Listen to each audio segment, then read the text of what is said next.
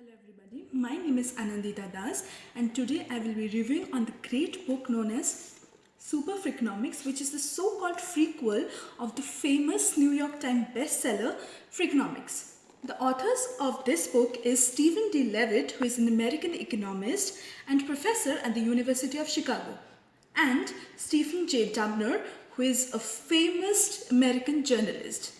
Their cumulative efforts will trigger your brain cells in such a way that you cannot help yourself but think more and think differently.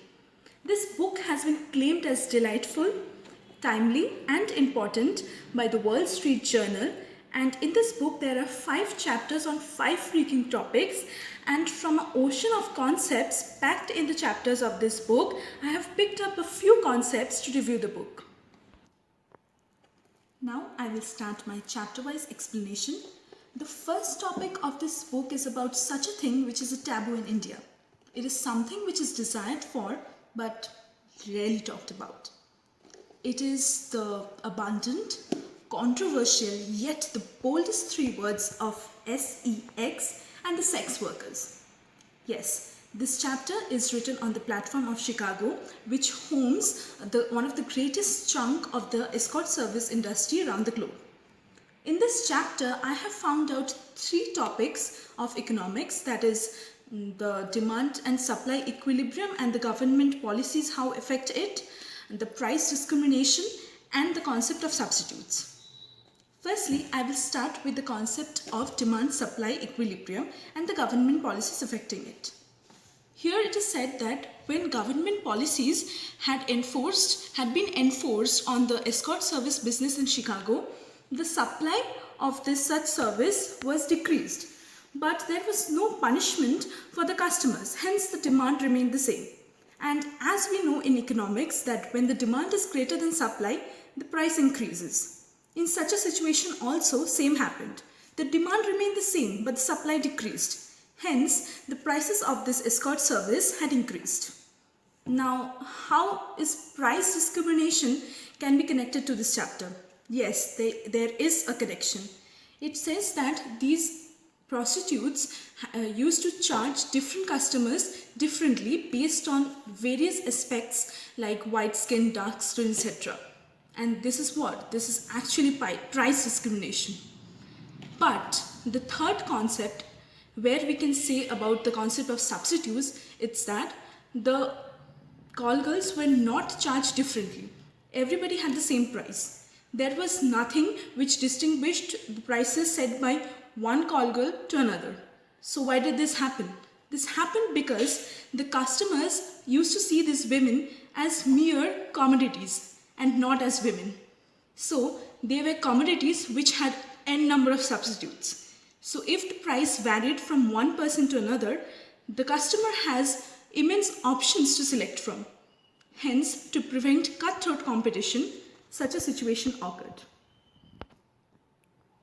Lastly, while concluding this chapter, the author talked about such a woman named Ali, who was looking for an exit strategy from this business because of her perishable attractiveness. She was in her early 30s. So the industry which succeeded her in her last industry was the industry of real estate. But due to low barriers to entry in the real estate industry, the median income of these realtors had decreased significantly. So what did she do? She thought of going back to her college days, study and set up her own business or choose a profession which will give her the maximum wage with the least physical labor. And guess what? Which subject she chose? Economics, of course. Now moving to the next chapter, which is known as Why Should Suicide Bombers Buy Life Insurance? Now it sounds crazy, right? Because this chapter is more about terrorists and all and their lifestyle. But before they start with the real topic, they give us some ground-breaking data in this chapter, which says that a child born in southeastern Uganda or Michigan in the month of May may have some physical weaknesses. Now why is that? Is that so? It has been found out that the sole responsible factor for this thing is Ramadan. Now how is that connected? As we know, the baby who will be born in May will be conceived by her or his mother in the month of August. Now, month of August is perpetually the month of Ramadan. So, according to rituals, this Ramadan forbids the individuals to consume food from after sunrise till sunset. So, the baby or the fetus will be deprived of the basic nutrition in the first month. Hence, this will in future affect his health abruptly, which will make him or her physically weak.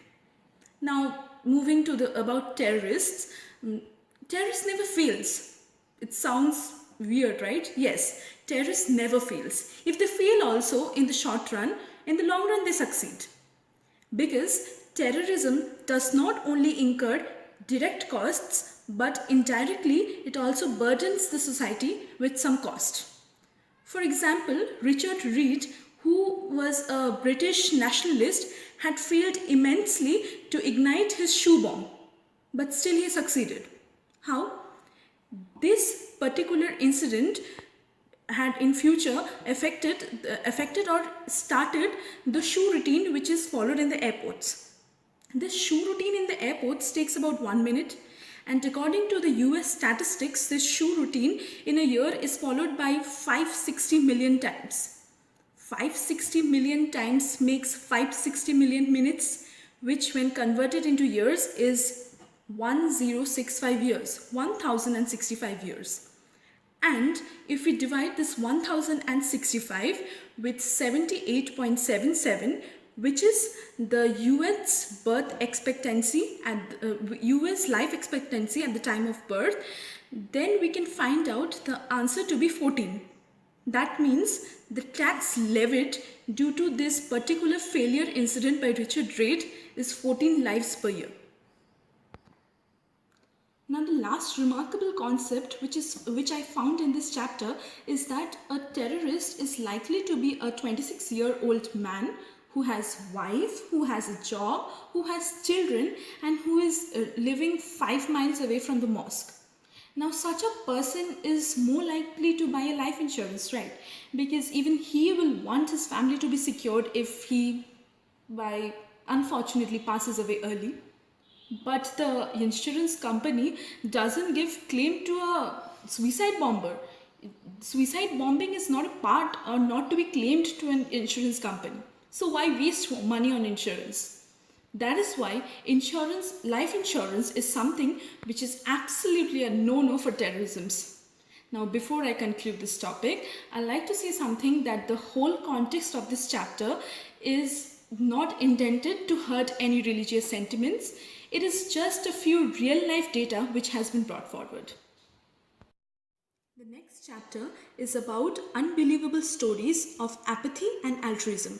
Now here, I will be giving a brief overview about a story which will make us feel where human civilization stands, how selfish we are in terms of empathy. Yes, this story is about a 28-year-old lady known as Kitty Genovese, who was stabbed thrice and then being physically assaulted, was murdered by Vincent Moseley, and during this incident, 38 neighbors had watched it without taking any action. In this platform of the story says that this crime rate had been rising in USA because now 4-year children is also overexposed to television, showing crime shows, and hence the crime shows comes in the blood. And this actually accelerates the rate of crime in USA. But besides this, how did 38 neighbors just watch the incident happen and they did not take any action? Yes, because they lacked in altruism. Gary Baker in his research said that their intra-family also altruism occurs, which is actually strategic in nature. Yes, when the ground children go to meet their elderly parents, it is because they have some expectation over a sizable inheritance. And this occurs even more if they have siblings, because that brought a situation of competition in case of inheritance. The author also shows that altruism has taken shape nationwide. We know that USA is a much developed nation than Iran. But facts say that in USA, among 80,000 people who are waiting for kidney transplant, only 16,000 people gets transplanted in a year. Whereas in Iran, no one has to wait for a kidney transplant. The problem of waiting for a kidney is absolutely a no-no in Iran because there is huge availability. This shows how altruism has taken shape nationwide. And now, do you know, as I mentioned in the story about Wilson Moseley, do you know how was he caught by the police? It's shocking to know because Moseley was caught by the police when he was actually stealing a television from one of the people, and the neighbor of that person had called the police to get him caught. Now we can see that the whole story was written on the platform where the neighbor's intervention was not there when the girl was murdered. And hence, and in the future we can see that this neighbor intervention actually gets caught, actually helps in catching Wilson Moseley to the police. The next chapter is known as The Fix is In and It's Cheap and Simple. This chapter starts in such a way which says about the present generation degradation. But if you look closely, the present generation has done loads of improvements, especially in terms of medicines and health. Earlier, as we know, the health conditions or the medications were not as good as now. Presently, only 9 women out of 1 lakh women are likely to die a maternal death, which was even 50 times greater in the earlier period. Now, what caused this maternal death? This maternal death was caused by a certain kind of a fever, which is known as the puerperal fever. Now, a Hungarian-born doctor known as Dr. Ignaz Semmelweis had tried to figure out the reason for such fever and such maternal death, and he came to a shocking fact, which is that in the doctor ward, the rate of death was more than in the midwife ward. But it is known that the doctors are more expertise in this field. Then how can such a situation occur? It is seen that the doctors used to visit the women in labor directly from the autopsy department, and in the same way the doctors used to communicate the germs from the dead people to these women in labor. Hence, this maternal deaths occurred more in the doctor's ward.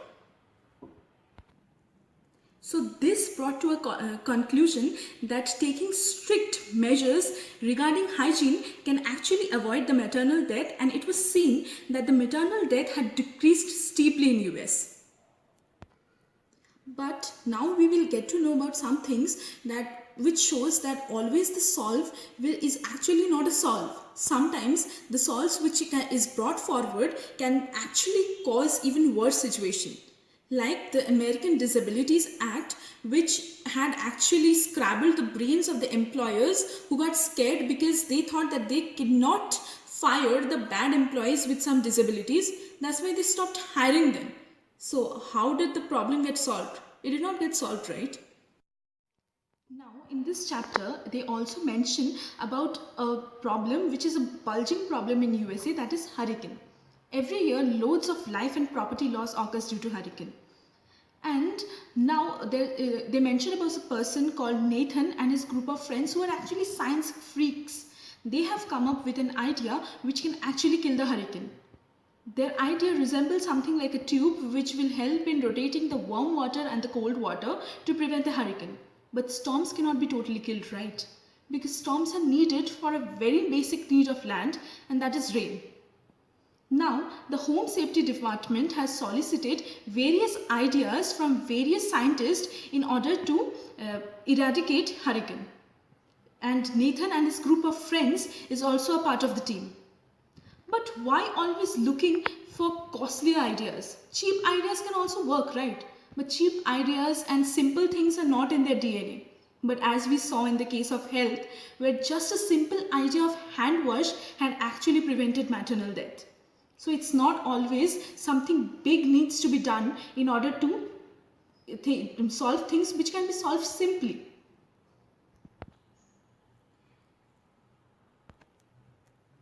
Now in the last chapter, it says what is the similarity between Mount Pinatubo and Al Gore. Al Gore is the former president, and Mount Pinatubo is a dormant volcano which had erupted in 1991 on 15 June. Now the story starts by saying about global warming, which is a very burning problem right now faced by the globe. And it is seen that human only contribute 2% to this global warming. But then how does this global warming occur? There are various externalities which actually affect this global warming. Now what is externalities? Externalities are the external factors which contribute to the global warming, like the greenhouse gases is considered as an externality to the global warming. Now it is said that all the externalities to the global warming are negative, but it's not true. Because the eruption of Mount Pinatubo on 15th June 1991 actually helped to reduce the global warming, because it had released 20 million gallons of sulfur dioxide into the atmosphere, which had decreased the global warming by 1 degree Fahrenheit. So all externalities are not negative, some are positive also. Now what does Al Gore and Mount Pinatubo have in common? Al Gore, he had made a documentary in which he had requested millions of people to contribute dollars for this problem to get solved. But it could be done in an easier way also, right? In a better cost efficient way. Mount Pinatubo had already given a blueprint about releasing of sulfur dioxide into the atmosphere, which can help in reducing the global warming. So we see that Mount Pinatubo and Al Gore both were determined or destined towards a common goal. But the cost efficiencies of both of them were absolutely different. There was a hell and heaven difference between the cost efficiencies of the methods they had taken up to reduce global warming. So with this, I end the book review on Super Freakonomics. As you can see, it's a great book, and I'm sure if you read this book, you will be able to think out of the box. And this, after reading this book, economics will not just be a subject for you, it will become a habit, a smart habit. Hope you like this video. Thank you very much.